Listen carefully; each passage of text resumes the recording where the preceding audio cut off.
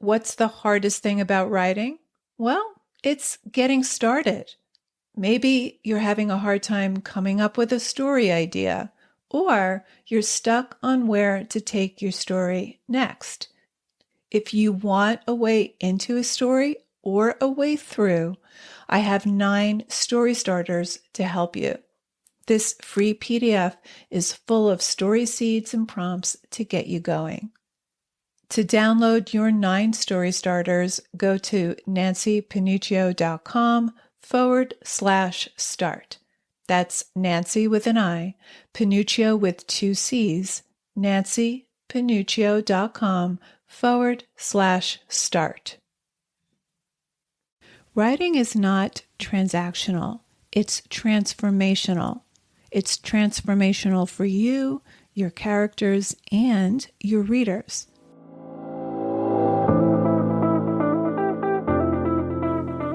Writer Unleashed is for you, a writer who has a story you want to bring onto the page and into the hearts and minds of readers.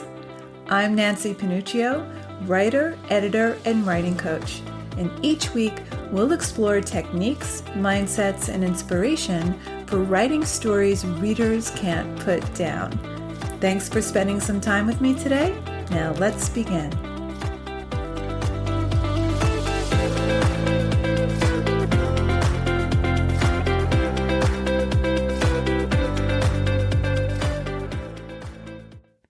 Why do we read stories, and why do we write them? In this episode, I'm going to explore the pull stories have on us and why they matter to readers, and more specifically, why your story matters to you. So first, a little history into how stories have evolved and why they were so essential to human survival and evolution, and still are. The first stories were drawings on cave walls, and that evolved into oral storytelling. The earliest stories were to either record and preserve history, or to prepare the tribe for dangers that might befall them, threats that could happen. And these stories were to help people prepare for the scary uncertainties of the future. We also read or watch stories to help us make sense of and navigate the uncertainties of life, to create order out of a very chaotic existence. When we read a story and we're so spellbound we can't put the book down, it's because we can't wait to see how the story ends. We go through internal changes along with the protagonist. We experience it biologically as though it's happening to us. It's like virtual reality. Jonathan Gottschall, who wrote The Storytelling Animal, actually did MRI studies and found that when we're reading a story, our brain activity is not that of a passive observer. I mean, intellectually, we know we're reading a story. We know it's fiction, or if it's memoir, we know it's not our lived experience. But to the limbic, more primitive layer of our brain, we're a participant in the story, not just an observer. We're participating in the story as though we're experiencing it firsthand. We see images and we feel it physically in our bodies. Our pulse might quicken, we might laugh, cry, feel scared, or worried. That's what hooks us into the world of the story.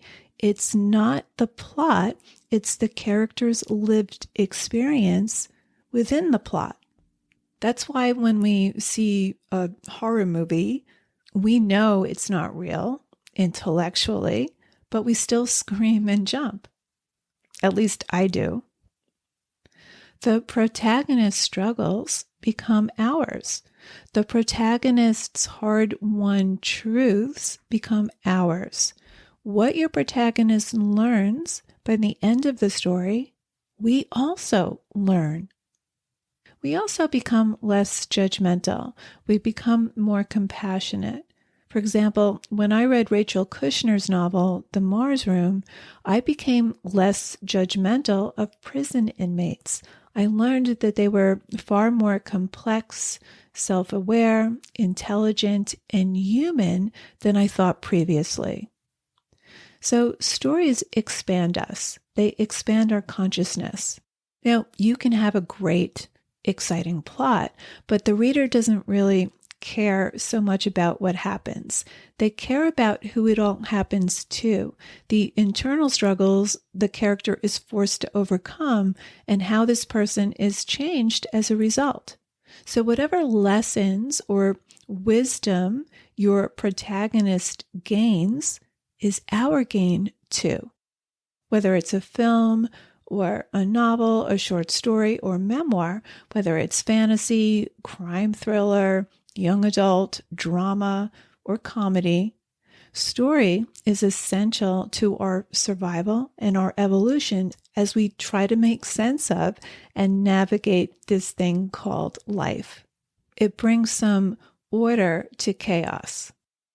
It also helps us anticipate or imagine the what if. What if the world as I knew it had ended and there were just a few humans left? How would I survive? What would I do to survive? What if I fell in love with someone and wanted to leave my husband for him? What would I sacrifice? And would I actually go through with it?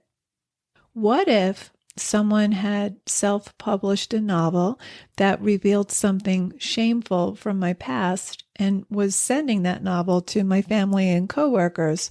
What would I do to restore my honor and reputation? So stories make us feel something. Plots don't make us feel. Characters do. The character's experience of the plot events make us feel as though we're experiencing it too. Story is not just about what happens. Plot is what happens. It's the sequence of events that happen to your characters. How what happens affects your character and how they change as a result is where the story is.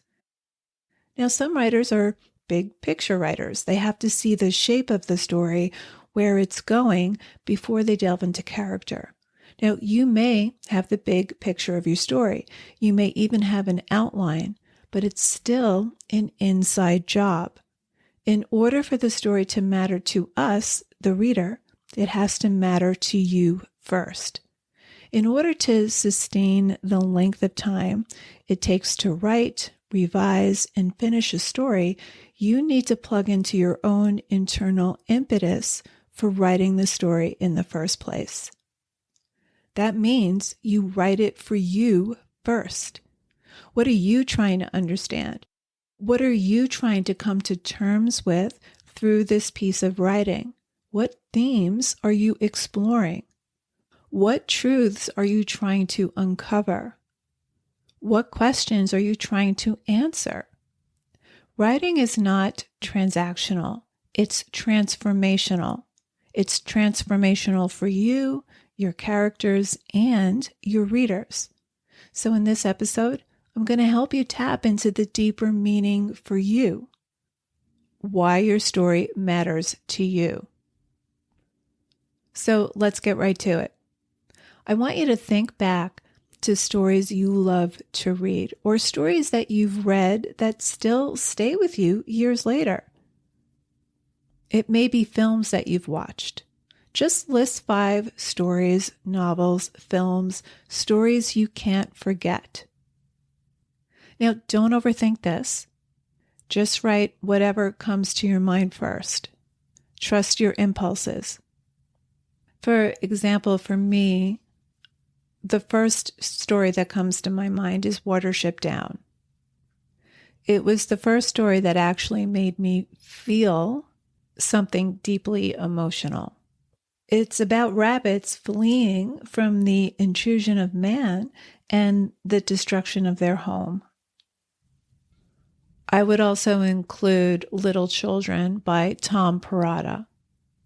It's about an adulterous affair between two people who are deeply unhappy in their marriages.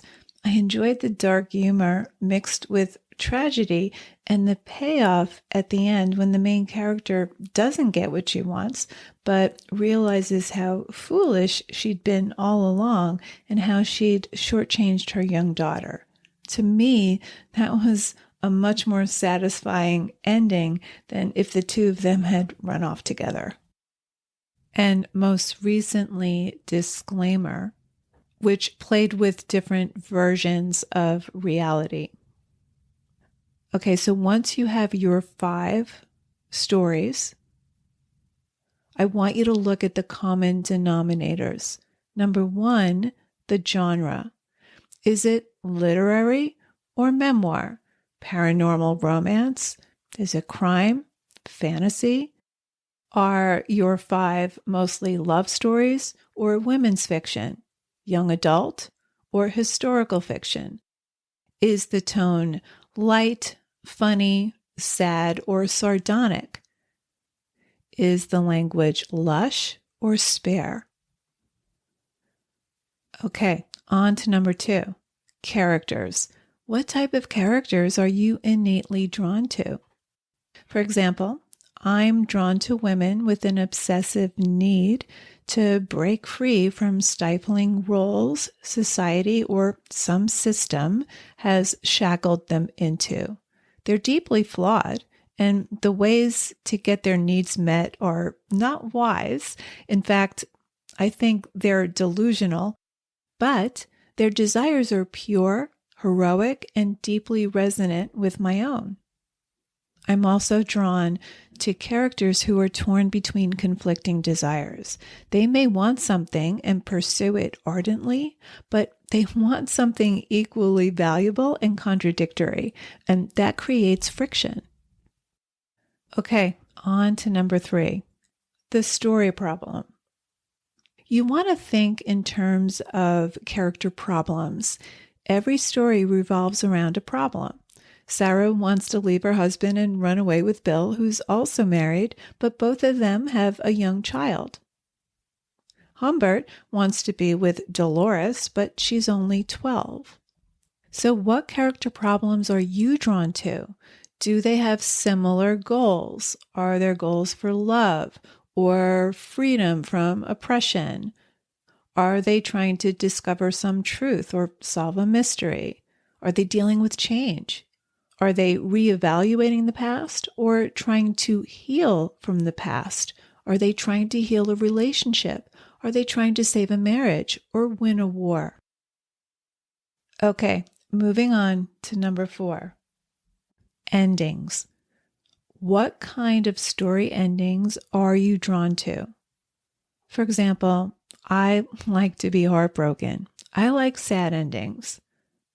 I don't necessarily like happy endings or where everything is tied up in a neat bow.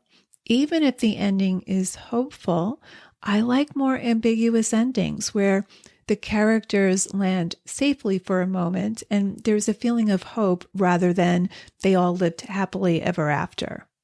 So, what about you? Are you drawn to happy endings or sad endings or maybe endings that are more ambiguous?